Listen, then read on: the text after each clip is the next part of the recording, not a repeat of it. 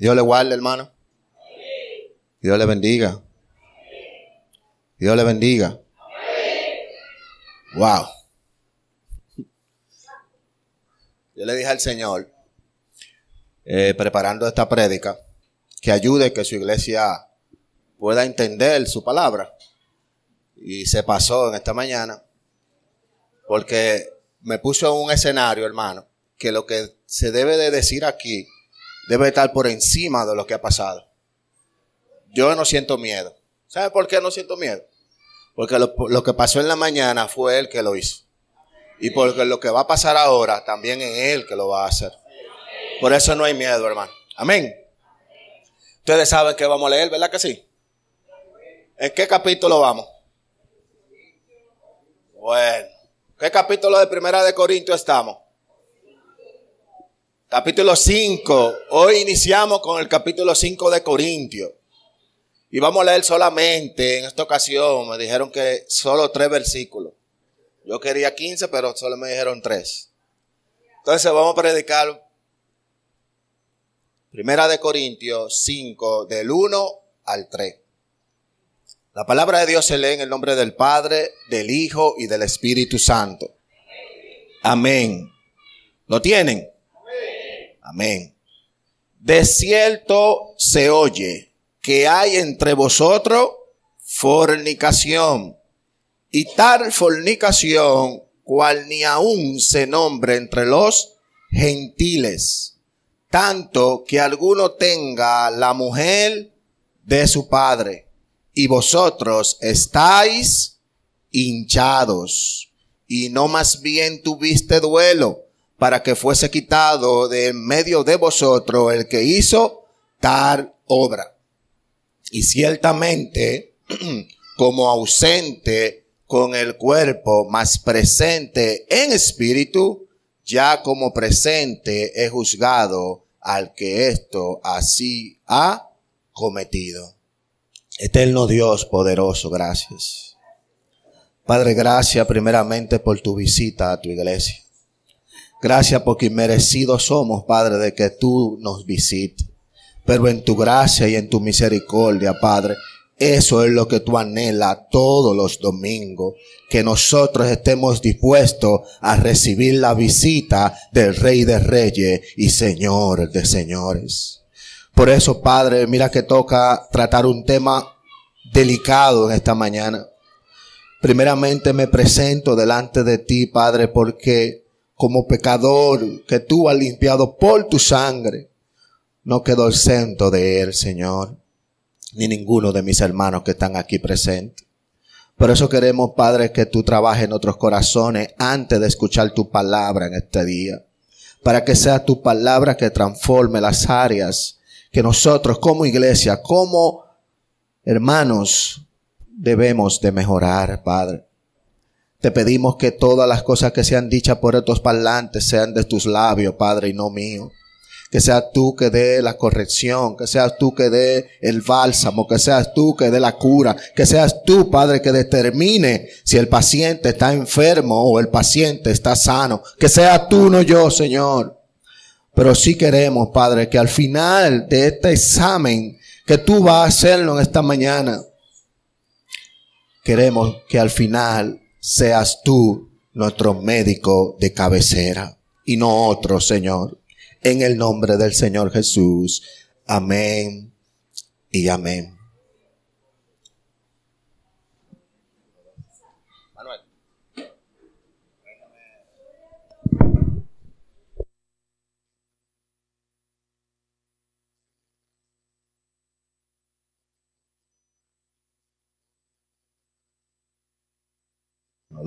Uno, dos. Bien. Ahora sí. Me escucho bien. Hermano, vamos a tratar en esta mañana un tema. Y es cómo tratar la inmoralidad sexual dentro de la iglesia. Sí, escucharon bien, hermano. Cómo tratar la inmoralidad sexual dentro de la iglesia. Estos son temas, hermano, que no son muy buenos tocarlo a veces. o la persona corre a tocarlo. Pero como cristiano fiel de la palabra del Señor, todo lo que está en su palabra, se nos es necesario tocarlo. Porque ellos son los que van a transformar nuestras vidas. Ellos son los que van a separarnos del montón y nos van a poner en el lado de aquellos que estarán con su Señor. Amén. Pablo, hermano, ha abordado el tema de la sabiduría humana versus la sabiduría divina. Esto es todo lo que hemos visto durante todos los capítulos anteriores de Corintios. Y los frutos de esa sabiduría humana que se gozaban los corintios de decir que la tenían, provocaba en ellos ¿qué? Desde el principio vimos que provocaba en ellos divisiones, provocaba celos en ellos, incluso provocaba partidismo dentro de la comunidad de los corintios. Y eso Pablo lo fue relatando desde el capítulo 1, desde el capítulo 2, desde el capítulo 3 hasta el capítulo 4, que cerró la prédica pasada. Amén. Recordemos, hermanos, que Pablo le dice a ellos específicamente en Corintios 1:18, el mensaje de la cruz es ciertamente locura para los que se pierden, pero para los que se salvan, es decir, para nosotros, es poder de Dios. Lo que veremos ahora, hermano, es Pablo introduciendo nuevos problemas que hay en la iglesia de los Corintios. Amén. Veremos Pablo introduciendo nuevos problemas que hay en la iglesia de los Corintios. Y lo primero que podemos ver en el capítulo 5, hermanos, sin titubear y sin nada, que Pablo nos presenta un problema de inmoralidad sexual que había en la iglesia de los Corintios. Y para muchos, hermanos, entienden que este cambio tan drástico que hizo Pablo, como que estos versículos no se corresponden con lo que ya él viene diciendo anteriormente. Más alejado de la verdad es eso. Parece ser que el que piensa así ha tenido una lectura superficial de los versículos o de los capítulos anteriores. Porque Pablo sigue hablando del mismo problema. Pablo comienza diciéndole, vimos que durante todos los anteriores capítulos, Pablo venía discutiendo con ellos sobre la sabiduría humana, sobre jaltarse, sobre lincharse. Y precisamente aquí, cuando comienza el versículo 5, dice Pablo que ellos estaban hinchados. O sea, estamos hablando del mismo tema. El mismo problema que vemos en el versículo 5 es que ellos estaban engreídos.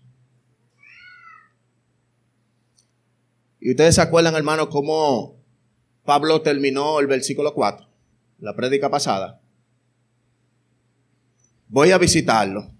Y cuando lo visiten, voy a ustedes con vara o con un espíritu apacible. Parece ser, hermano, que de acuerdo a lo que acabamos de leer en el versículo 5, que cuando Pablo fue a ellos, fue con vara. Porque le dice que es sabido que en medio de ustedes hay una inmoralidad sexual. Y tenemos que salir de eso rápido. Y la vara, hermano, la Biblia cuando se refiere de vara está relacionada siempre a la disciplina de un padre sobre sus hijos. Lo mismo la prédica anterior. La vara es la disciplina de un padre sobre sus hijos, hermano. Y Proverbio 10:13 dice, en los labios del prudente se halla sabiduría y la vara a la espada del falto de conducta. Proverbio 13:24, el que detiene el castigo a su hijo aborrece, mas el que lo ama madruga a castigarlo.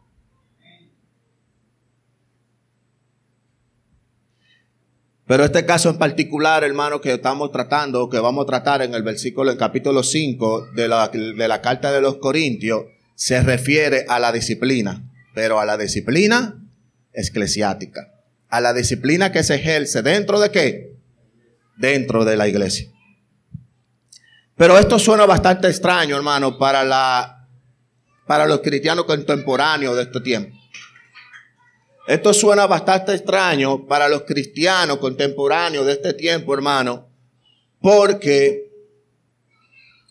hay muchas iglesias que no tienen membresía. Y si la tienen meramente superficial. Escuchen eso, hermano. ¿Entendieron eso? Otros tienen membresía. Otras iglesias tienen membresía, pero no practican la disciplina en la iglesia.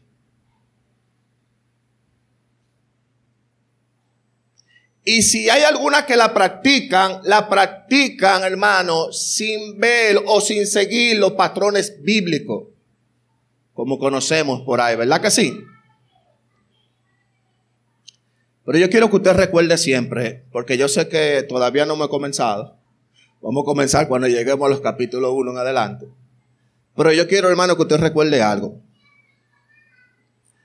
La disciplina no es algo contra el amor. Hermano, la disciplina es una expresión de amor. ¿Qué busca? ¿Usted sabe qué busca? Su bienestar personal y su bienestar espiritual. Eso es la disciplina. O ustedes como padres, cuando le dan a sus hijos porque cometieron un agravio o están haciendo algo fuera de lo normal, ¿qué ustedes hacen con sus hijos? ¿Le dan sin amor? No, ustedes le dan con amor y ejercen en ellos la disciplina que le va a ayudar a ¿qué? A ser mejores hijos. Entonces, en esta mañana, a pesar de la visita que hemos tenido del Todopoderoso, el Señor quiere que su iglesia escuche con atención algunas de las cosas que Dios nos libre que acontezcan en la iglesia Monte de Alabanza. Aquí, hermano, lo que tenemos en el capítulo 5:1 es que Pablo nos va a ilustrar de cómo nosotros podemos aplicar la disciplina en la iglesia para sacar lo que es la inmoralidad sexual dentro de la iglesia. ¿Ejerciendo qué? ¿Cómo se logra eso? Ejerciendo la disciplina. ¿Para qué? Para fortalecer al hermano. ¿Para qué? Para restaurar al hermano. ¿Para qué? Para sanar al hermano. Para que aquellos hijos, hermano, que por su desobediencia han caído en pecado, sean restaurados por el poder del Señor. Amén. Pablo comienza diciendo, hermano, de la manera ambigua que se dice, se ha sabido que hay un caso de inmoralidad en la iglesia. Pablo que está diciendo, me cuesta creer lo que me informan, que hay un caso de inmoralidad dentro de ustedes, en medio de ustedes. No sabemos, hermano, si Pablo se enteró de esta noticia por la familia de Cloé. ¿Se acuerdan? La familia de Cloé, en el versículo 1 allá atrás. No sabemos eso, hermano. Pero sí puede ser que este pecado era tan escandaloso que de cualquier manera Pablo se enteró. Pero lo importante aquí no es que si Pablo se enteró o no, o cómo se enteró. Lo importante aquí, hermano, que este pecado era un pecado escandaloso, que Pablo llega a decir que incluso los gentiles no se mencionaba esto. Y el pecado era, hermano, que había un hermano de la iglesia de los Corintios que estaba con la esposa de su padre. Wow. Vivía en pecado con su madrastra. Y es verdad, y esto está en la Biblia, porque de verdad, esto está aquí en Corintios, eso. Wow, hermano. Vivía en pecado con su madrastra, o sea, con la mujer de su padre. Y la palabra sexual aquí, hermano, viene del griego porneia, que alude a la prostitución, pero también a toda práctica sexual pecaminosa delante de Dios. Toda. Y esta práctica en particular, hermano, estaba condenada por Dios. En las Escrituras está condenada. Si vamos a Levítico 20:11 dice, y cualquiera que se echare con la mujer de su padre, escuchen bien, Levítico 20:11, y cualquiera que se echare con la mujer de su padre, la desnudez de su madre descubrió, de su padre descubrió. Ambos han de ser muertos, su sangre será sobre ellos. Hermano, el Dios, el que lo visitó esta mañana, está diciendo que el que comete este pecado dentro de la iglesia no le queda otra salida que sacarlo, eliminarlo. Porque el Señor es celoso con su santidad, hermano. Pero si quiere otra cita para tal vez caer, bueno, no, tal vez. Deuteronomio 22:30 dice: no tomará alguno la mujer de su padre, ni descubrirá el regazo de su padre. Hermano, para los judíos esto era bastante claro. El mismo Moisés, hermano, también repudió el incesto entre los hombres que tuvieran con su madre, porque él lo consideraba un crimen grandísimo, hermano. Y también acostarse con la esposa, con la esposa de su padre, con la tía, con la hermana, con la nuera. Todo esto Moisés lo señalaba como abominable vileza. Y aquí Pablo está diciendo algo grave, pero grave, hermano. Versículo 1, capítulo 5:1 dice: de cierto se oye que hay entre vosotros fornicación, y tal fornicación cual ni aún se nombra entre los gentiles, tanto que algunos tengan la mujer de su padre. Este pecado era tan grave, pero tan grave, que ni los paganos lo toleraban. Hermano, ¿ustedes saben quiénes eran los paganos? Personas sin ley, sin moral, sin Dios, que ya con eso ustedes saben, sin Dios, veían este pecado y lo toleraban. No querían saber de este pecado porque lo veían como una vileza.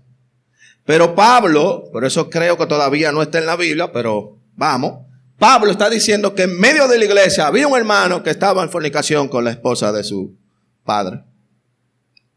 Wow. Y este pecado ni siquiera se menciona entre los gentiles. Con esto Pablo se está refiriendo, hermano, que ni los romanos veían esto bien. Que incluso entre ellos era un pecado que estaba condenado. Oye, los romanos, la ley política de un país. Es por eso que Pablo se sorprende y dice, hermano, ¿cómo puede ser? Escuchen esto con el corazón. ¿Cómo puede ser que los paganos, los que no tienen ley, los que están apartados de Dios, los que no conocen del amor de Dios, puedan ser más puros que ustedes, que se llaman ser cristianos? ¿Cómo puede? ¿A dónde? ¿Qué matemática? ¿Qué operación, hermano, da resultado? No, ninguna. Se va a quemar la calculadora. Es imposible, Pablo dice, que aquellos que no conocen al Rey de Reyes sean más moral que ustedes en este aspecto. Imposible, hermano. Pero yo sé que tal vez alguno de ustedes se estará preguntando, ¿cómo es que alguien que se llama ser cristiano puede cometer un pecado como este? Y la respuesta a esta pregunta, hermano, te la puedo dar por parte. Lo primero es que yo quiero que tú entiendas que la ciudad de los Corintios era una ciudad totalmente promiscua, hermano. Era una ciudad totalmente depravada en el pecado. En tanto así que ellos usaban, oigan qué hacían estas personas, ellos usaban el acto de tener relaciones sexuales como un medio para adorar a sus dioses. Ellos presentaban sus relaciones, hermano, como ofrenda a sus dioses. Señor, tengo aquí la rubia, mírala. Es tanto así para que los hombres no se me alegren, pero para que sepan, todos los hombres, de manera general, hermano, tenían amantes para sus placeres. Tenían concubina para el cuidado del cuerpo diario. Pero tenían esposa para que le den y le críen hijos legítimos. Es por eso, hermano, que Pablo constantemente, sabiendo la manera de pensar de esta nación y sabiendo que la iglesia está en medio de esta nación, constantemente en la carta 1 y 2, Pablo le advierte y le exhorta, tengan cuidado. Pero para ilustrarlo mejor, vayan conmigo, por favor, a 1 Corintios 6:12. Y vamos a leer del 12 al 16. Todas las cosas, dice Pablo, el que escribió Primera de Corintios y Segunda de Corintios. Todas las cosas me lícitas, mas no todas convienen. Todas las cosas me son lícitas, mas yo no me dejaré dominar de ninguna. La vianda para el vientre y el vientre para la vianda. Pero tanto el uno como la otra destruirá Dios. Pero el cuerpo no es para la fornicación, sino para el Señor. Y el Señor para el cuerpo. Y Dios, que levantó al Señor, también a vosotros nos levantará con su poder. ¿No sabéis que vuestros cuerpos son miembros de Cristo? Quitaré pues los miembros de Cristo y lo haré miembro de una ramera. De ningún modo. ¿O no sabéis que el que se une con una ramera es un cuerpo con ella? Porque dice, los dos serán una sola carne. Primera de Corintios 7, del 1 al 5. En cuanto a las cosas de que me escribiste, bueno le sería al hombre no tocar mujer, pero a causa de la fornicación cada uno tenga su propia mujer, cada uno tenga su propio marido, el marido cumpla con la mujer el deber conyugal y asimismo la mujer cumpla con el marido. La mujer no tiene potestad sobre su propio cuerpo, sino el marido, ni tampoco tiene el marido potestad sobre su propio cuerpo, sino la mujer. No os neguéis el uno al otro, a no ser por algún tiempo de mutuo consentimiento para ocuparos sosegadamente en la oración y volver a juntaros el uno para que no os tiente Satanás a causa de vuestra continencia. Ustedes ven, hermano, como un pastor con un corazón pastoral constantemente le advierte a sus hijos de que tengan cuidado de caer en este tipo de pecado. Lo que hemos visto hasta aquí, hermano, es darnos cuenta lo grave que es el pecado. Lo grave, hermano, que es el pecado que Pablo está presentando en este primer capítulo de la carta, del capítulo 5 de la carta de los Corintios. Pero lo que más me sorprende es que este pecado se estaba dando ¿en dónde? Dentro de la iglesia. Y tal vez ustedes se estarán preguntando, ¿cómo puede pasar algo así en una iglesia donde Cristo es el Rey y Señor? Es legítima esa pregunta, ¿verdad que sí? Y tal vez tenga una duda y tal vez puede decir, ¿acaso es la sangre de Cristo la que tiene el problema? Es la sangre. ¿Acaso la culpa de todo esto lo tiene Cristo? Porque la iglesia es de Cristo. ¿O acaso es, hermano, que en Cristo todo lo puedo? Como muchos creen eso así, muy literal. ¿Acaso es eso, hermano? Y otras muchas cosas pudiéramos pensar. Pero si queremos la respuesta a todo esto, tenemos que irnos a la Escritura. Y solo allá encontraremos la respuesta. Es por eso que, estimados hermanos, les invito y me gustaría que me acompañen. Ahora comenzamos la prédica. A ver cómo es, hermano, que el orgullo nos destruye y nos aleja de la gracia de Dios. Esa fornicación comenzó con orgullo. Dice versículo 2 que estamos leyendo. Y vosotros estáis hinchados, y no más bien tuviste duelo, para que fuese quitado en medio de vosotros el que hizo tal obra. Hermano, este versículo 2 dice algo impresionante. Este versículo 2 dice, hermano, que a pesar del pecado, a pesar de que este siervo estaba con la esposa de su padre, los hermanos de la iglesia de los Corintios, incluyendo el liderazgo, incluyendo el pastor, la iglesia, ellos estaban como hinchados. Ellos estaban como arrogantes. Ellos estaban como engreídos. Ellos estaban como orgullosos. Pero la pregunta es, ¿por qué ellos estaban orgullosos? ¿Por qué ellos se comportaban de esta manera? Porque, hermano, debido al problema que ellos tenían de orgullo espiritual, debido, hermano, de que ellos tienen una creencia de como recibieron tantos dones, ellos se comportaban que eran la última Coca-Cola del desierto. Y hay que tener cuidado, hermano, cuando Dios de su gracia te permite predicar con cierta fluidez y con cierto dominio. Recuerda que el que te dio eso no fuiste tú, sino fue Dios. La humildad, hermano, es algo, debe de ser algo latente en la iglesia de Cristo. Y es por esto, hermano, que el mismo Pablo le dice en 1 Corintios 4:6, hermano, he pasado, por ejemplo, en mí y en Apolo, por amor de vosotros, para que vosotros aprendáis a no saber más de lo que está escrito, hinchado por causa de otro, uno contra el otro. Porque ¿quién te distingue? ¿O quién tiene que no, o qué tiene que no hayas recibido? Si lo recibiste, ¿de qué te glorías? ¿De qué te estás gloriando? Si no lo hubieras recibido y ya estáis harto, ya estáis ricos, si nosotros reináis, y ojalá reinéis para que vosotros reinemos también juntamente con vosotros. ¿Ustedes saben por qué ellos estaban hinchados? Por su propia sabiduría y conocimiento. Y hermano, yo le digo algo, es un peligro ser engreído, es un peligro ser orgulloso, es un peligro ser arrogante. Cuando somos así, hermano, no podemos ver nuestros propios errores. ¿Estás escuchando eso, hermano?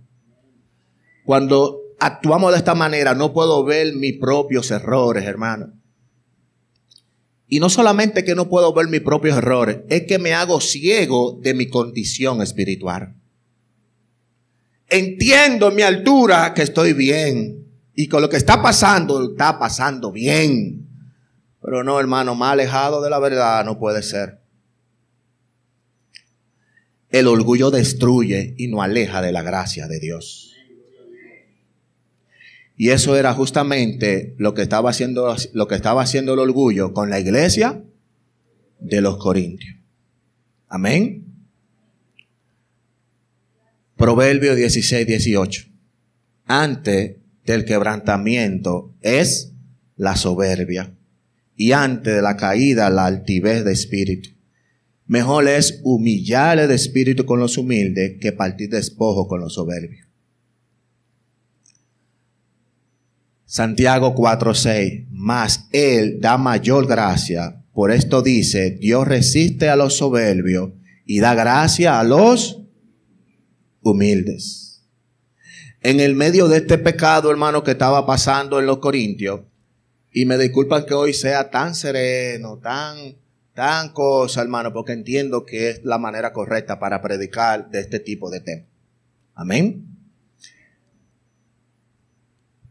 A pesar de lo que estaba pasando en la iglesia con este pecado tan alarmante, hermano, los corintios, en vez de estar llorando por el pecado que está aconteciendo, en vez de estar llorando porque el evangelio está siendo difamado por dicho incesto dentro de la iglesia, ellos estaban ¿cómo? Ellos estaban ¿cómo? Hinchados. Ellos estaban hinchados, orgullosos, arrogantes en su propio conocimiento. Pero escuchen esto, hermano. Siempre hay algo bueno en medio del mal. Pablo estaba llorando. ¿Sí? Pablo estaba llorando. Segunda de Corintios 2:4. Porque por la mucha tribulación y angustia del corazón os escribí con muchas lágrimas. Pablo escribió esto. Le escribí con muchas lágrimas, no para que fuiste contristado, para que supiese cuánto más amor tengo para con vosotros. Aquí voy a hacer algo que no acostumbro a hacer. Pastor, por favor, póngase de pie. ahí donde está el pastor, hermano, escuche con el corazón lo que voy a decir ahora. Miren, hermano, para el pastor local, el morenito que tenemos aquí, para el pastor de cualquier iglesia sana en un mundo enfermo, le es ocasión de dolor cuando un hermano peca. Hermano, es ocasión de dolor para un pastor cuando ve que su pueblo está pecando. Cuando ve que la grey que Dios le entregó en la mano está inclinado a armar. Cuando ve que Cristo ha salvado la vida del pastor y lo ha puesto delante de una grey y esa grey anda pecando desenfrenadamente. Hermano, ese pastor que está ahí, aunque usted no lo crean, hermano, cuando un hermano cae en pecado, él llora, él ora por ese hermano. ¿Saben por qué lo hace? Porque él siente que él es que ha caído. Porque la Biblia dice que somos un cuerpo. La Biblia dice que somos un cuerpo. Y si mi hermano está en pecado, yo no debo de estar alegre ni contento. Mientras usted está durmiendo, deshaciendo, haciendo lo que sea, hermano, hay un pastor en su casa orando por usted. Hay un pastor en su casa orando por mí. Hermano, que usted no crea, los pastores tienen una gran responsabilidad. Y yo no estoy exaltando al pastor. Yo estoy exaltando al Todopoderoso que trabaja a través del pastor. Él es, hermano, que manda a sus hijos para que corrijan a sus hijos también, hermano. Así que valoremos, hermano, el hecho de que Cristo ha querido que en esta iglesia se predique su palabra. Valore el hecho de que Cristo quiere que en esta iglesia no haya un pastor de esos que andan por ahí, que andan engañando a las personas. Pero también a la misma vez, hermano, oremos por el pastor. Porque son muchas las cosas, son muchas las cargas, son muchas las vicisitudes, son muchos los problemas. Y aquí estamos viendo un pastor igual que él, hermano, que le predica, aconseja a su iglesia. Él no está presente en la iglesia, pero él toma de su tiempo para escribir en cárceles, para escribir en misiones por ahí que Dios le enviaba. Y él se detenía y le escribía esta carta: supe de ustedes, supe de ti, Eliezer, que está en esto, está en esto, está en esto. ¿Qué te pasa, hermanito? Y eso lo hace un pastor.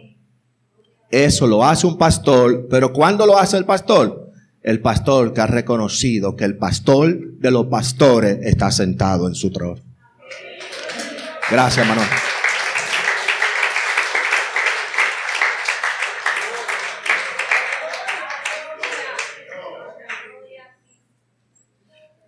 Hermano, Pablo amaba a estos hijos de él.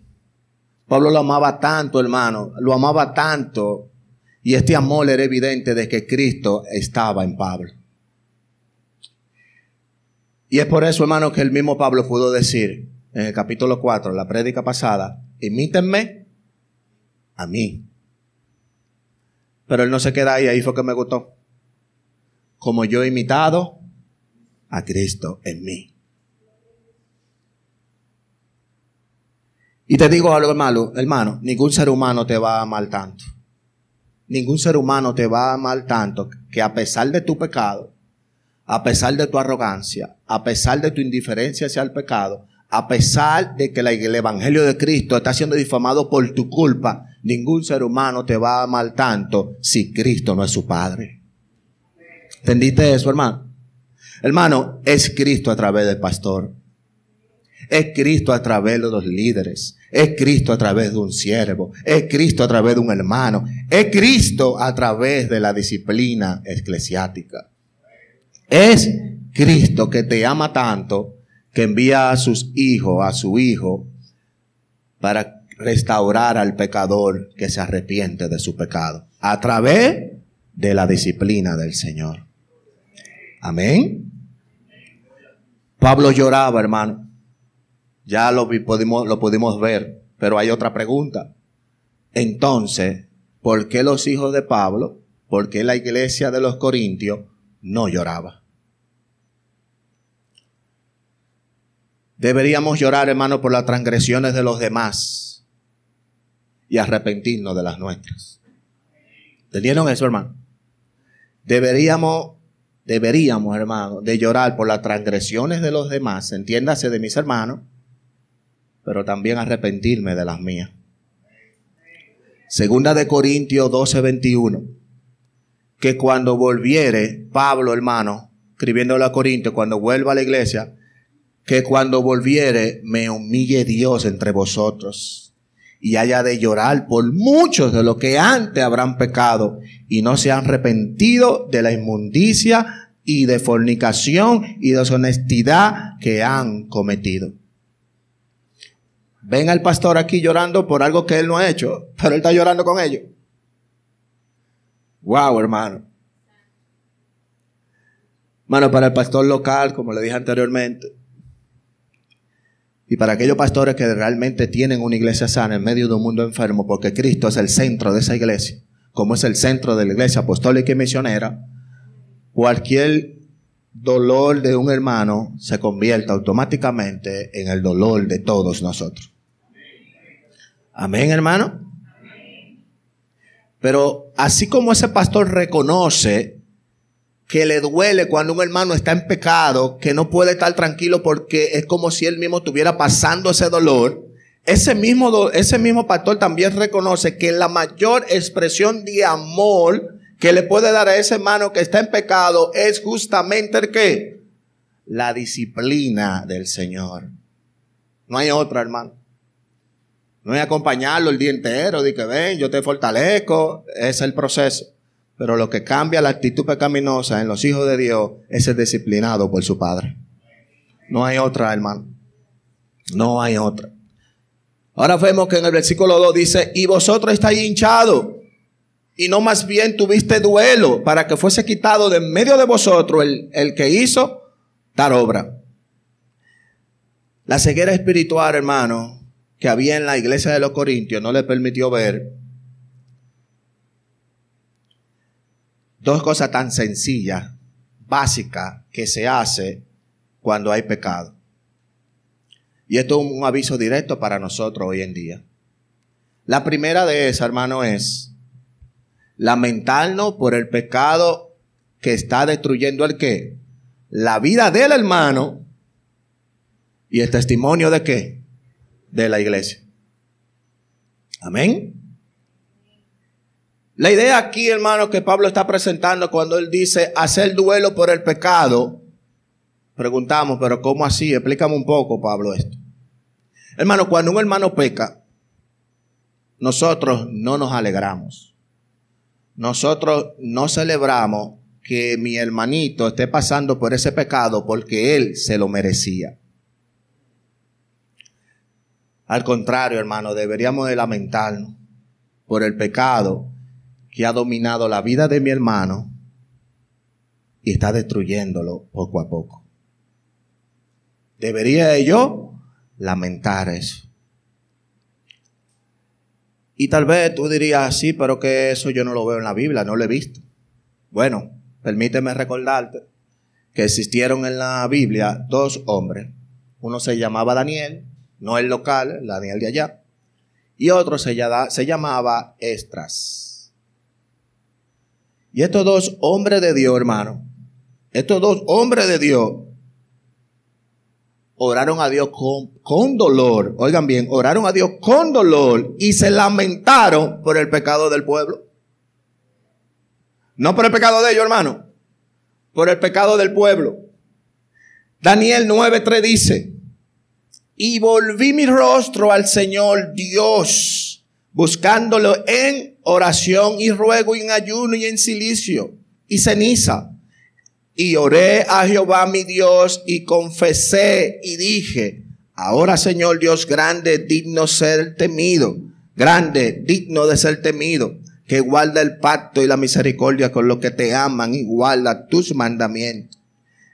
Oigan bien, hemos pecado, hemos hecho iniquidad, hemos obrado impiamente y hemos sido rebeldes y nos hemos apartado de tus mandamientos y de tus juicios. Amén.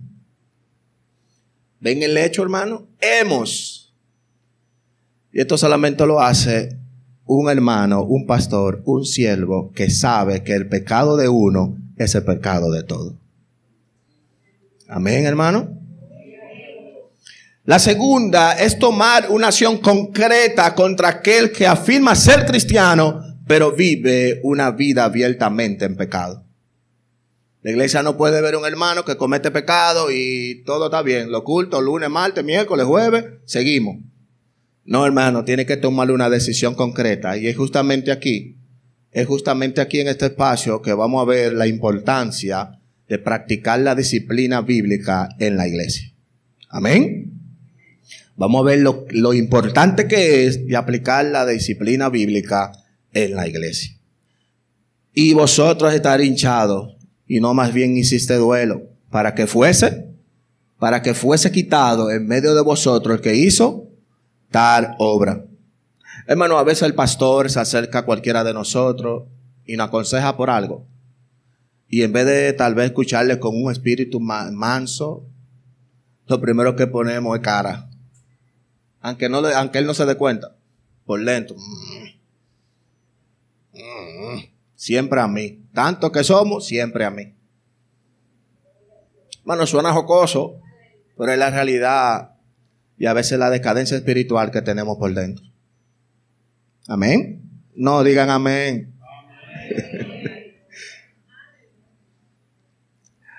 En este caso que nos ocupa, en el capítulo 5, Pablo, hermano, dice que esa persona debe de ser expulsada. Así de sencillo. ¿A través de qué? A través de la disciplina. Pero para que ustedes entren en contexto, quiero recordar algunos principios de la disciplina. Por ejemplo, número 1. La disciplina es una expresión de amor, así como los padres disciplinan a sus hijos. Número 1. Número 2. Esta persona que cometió este pecado era miembro de una iglesia local. Bien. Paréntesis aquí. Parece ser que la mujer con quien él cometió el pecado no era cristiana porque no se enuncia, no se dice de que ella debe de ser expulsada, sino el hombre. Entiéndase, entonces el hombre era cristiano, pertenecía a Corinto y la mujer no. Ok. Tercero, cuando una persona se une a la membresía de una iglesia, automáticamente se hace hermano nuestro, ¿verdad que sí? Evidentemente. Pero también cuando una persona se une a la membresía de una iglesia, esta persona debe de obedecer y someterse ¿a quién? A la iglesia y al pastor, y someterse a la enseñanza bíblica que el pastor da a la iglesia. Si no me creen, Hebreo 13:17 dice, obedecer a vuestros pastores y sujetaos a ellos, porque ellos velan por vuestra alma, como aquellos que han de dar cuenta para que lo hagan con alegría y no gimiendo, porque esto no es de útil. Entonces, hermano, cuando ya tú eres miembro de una iglesia, pertenece a la membresía de la iglesia, te estás sometiendo a tu pastor, entonces automáticamente te vas a someter ¿a qué? A la disciplina de la iglesia. Ustedes saben, hermano, que, por ejemplo, toda institución terrenal tiene política, tiene normas que uno debe de cumplir, ¿verdad que sí? Si a usted lo contratan en una empresa X, le dicen tiene que venir a las 8, usted va a llegar a las 10. Entonces, si en la iglesia le dicen, un cliché si a la iglesia le dicen que el miércoles los estudios bíblicos a las 7, eso fue David que me escribió esa nota ahí. Hermano, cuando nosotros entendemos estos principios bíblicos, estos que le enumeré, vamos a aplicar la disciplina sin problema. Ay, Dios mío. Pero si no lo entendemos, si no lo comprendemos, vamos a encontrar muchas objeciones. Y una de ellas puede ser, esta o cualquier otra iglesia no es amorosa. ¿Saben por qué no es amorosa? Porque disciplina a sus miembros. ¿Han escuchado eso, hermano? Bueno, que dijo claro que escuche ahora. Pero también, hermano, se escucha decir, ¿qué autoridad tiene el pastor o la iglesia para expulsar a una persona de la iglesia? ¿Han escuchado esa también? Hermano, y lo bueno que eso no lo dice un inconverso. Eso es lo bueno. O los que quieren ser un poco más publicanos. Bueno, miren, eso debió de hacerse un poco más a privado. Pero el pecado que cometió fue abiertamente y quieren que sea privado. Pero está bien. Esas son las cosas dominicanas y el pecado que sale. Hermano, en el caso que estamos tratando, como este pecado fue abiertamente, fue en público, esta persona debe de ser expulsado de la iglesia. Porque no mostró arrepentimiento. Porque no mostró arrepentimiento. Y esto no era algo nuevo para las comunidades que tienen algún trasfondo judío, hermano. Para ellos, aquel que vivía con ellos y cometía pecado, le podían dar azote. Lo podían azotar. Y aparte de azotarlo, lo expulsaban de la comunidad hasta que éste se arrepintiera. Y justamente hermano, que este hombre que vemos en el capítulo 1, en el capítulo 5, que cometió este tipo de pecado con la esposa de su padre, este mismo fue llevado al arrepentimiento, hermano, a través de la disciplina. Y eso lo podemos ver desde la carta 1 de Corintios hasta la carta 2 de Corintios. Por ejemplo, segunda de Corintios 2:5 dice, si alguno me concristó, no me concristó a mí, sino en parte, por no cargaros a todos vosotros. Bástale al tal esta reprensión hecha de muchos. Así que al contrario, vosotros más bien lo perdonáis y consoláis, porque no sea el tal consumido en demasiada tristeza.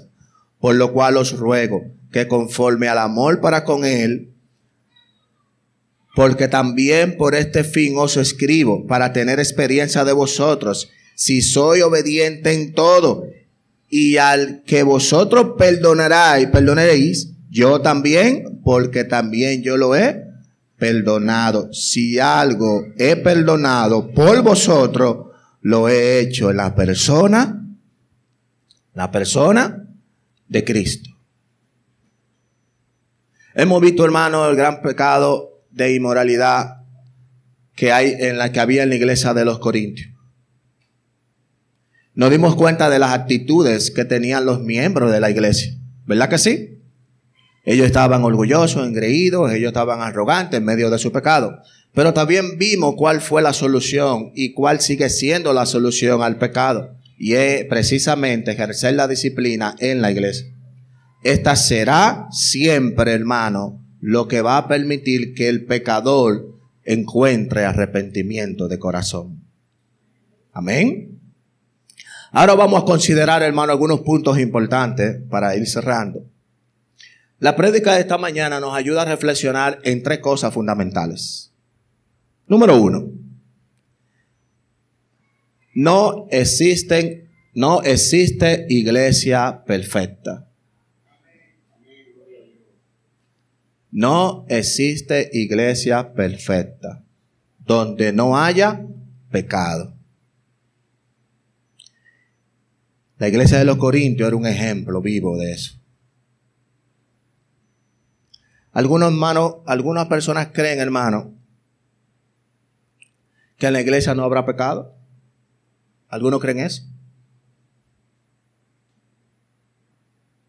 Para esas personas que piensan eso, y para aquellos que también lo piensan, pero que estarán viendo este video por el internet, permítanme decirles lo siguiente. Permítanme recordarles las amonestaciones que la segunda persona de la Trinidad le hizo a las 7 iglesias de Apocalipsis. Y ahí nos vamos a dar cuenta que la mayoría de estas iglesias tenían pecados escandalosos. La iglesia de Efesios había perdido su primer amor.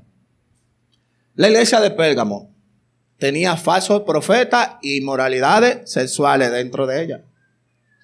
La iglesia de Tiatira tenía una falsa profetisa y también tenía inmoralidades sexuales dentro de la iglesia. Y la iglesia de Sardis había dejado de vigilar contra el pecado. ¿Se acuerdan de la iglesia de Odisea? Esta iglesia era tibia espiritualmente. Y ahora lo que pensaban esto. Pero me voy a detener aquí para que no se venda esta idea tampoco, ¿verdad? Con esto, hermanos, nosotros no estamos diciendo que deberíamos de ser como estas iglesias. No es eso que estamos diciendo. Con esto no estamos diciendo que deberíamos ser como esta iglesia y que no nos esforcemos espiritualmente. No es eso que estamos diciendo. Al contrario, hermano. Lo que estamos diciendo y a la vez reconociendo la realidad de que el pecado puede, la realidad que el pecado puede tener en nuestras vidas si nos descuidamos espiritualmente. Esa es la realidad, hermano. La iglesia ideal, la iglesia perfecta, la iglesia donde no hay pecado, donde los pastores y miembros no cometen errores, donde no hay nada que mejorar, eso es simplemente una utopía, eso es un sueño, es una fantasía. No se corresponde con las escrituras, hermano. Amén. Pero también quiero decir aquí, sin pasar de esta página, que recuerden, ninguna alma forzada prevalecerá contra la iglesia. ¿Escucharon eso, hermano? La iglesia es la columna y baluarte de la verdad. Entonces esa verdad debe de ser inyectada en los miembros para que los miembros vivan una vida digna delante de la iglesia del Rey de Reyes y Señor de Señores. Amén. Segundo lugar, hermano, deberíamos lamentarnos por la situación actual de la iglesia. Volvemos a la condición actual. Hermano, la situación actual de la iglesia latinoamericana, hermano. Hay muchos pastores falsos que andan engañando a las personas. Eso es verdad, hermano. El 68% de los hombres, hermano, que van a la iglesia ven pornografía. Se acaban los amén. Es evidente, hermano, que en muchas iglesias donde se profesa Cristo hay divorcio entre los hermanos. Eso es verdad. Y muchos cristianos viven su fe espiritual superficial. Esta es la condición, hermano, que está aconteciendo hoy en día. Hago una pregunta, hermano. ¿No deberíamos nosotros llorar, ayunar y pedirle a Dios para que esta debilidad que aparentemente tiene la iglesia desaparezca? Amén. Hermano, y con esto que acabamos de decir es para que ustedes vean que la iglesia contemporánea, o sea, nosotros y la demás iglesia, nos parecemos mucho a Corintios. Amén. Tal vez en este caso Corintios fue ese pecado, como otros que vamos a ver más adelante. Pero pecado es pecado aquí en China, en Pekín, donde sea. Y no hay un pecado más grande que otro, hermano. Lo que sí debe de haber un arrepentimiento fiel y real delante de los pies de nuestro Señor. Si te duele la condición de tu iglesia, de la iglesia en general, entonces creo que es tiempo de orar, ayunar delante de Dios, para que Dios nos ayude a ser una iglesia sana en medio de un mundo enfermo. Tercero, hermano, es que deberíamos tomar una acción concreta contra el pecado en la iglesia, que es la disciplina eclesiástica. Cuando hay un verdadero lamento, hermano, del pecado, hay una verdadera acción contra el pecado. Y la medida en la prédica que estamos dando hoy, la medida que tomaron la iglesia de Corintios, o la que Pablo le sugiere a ellos, es que ese sea ¿qué?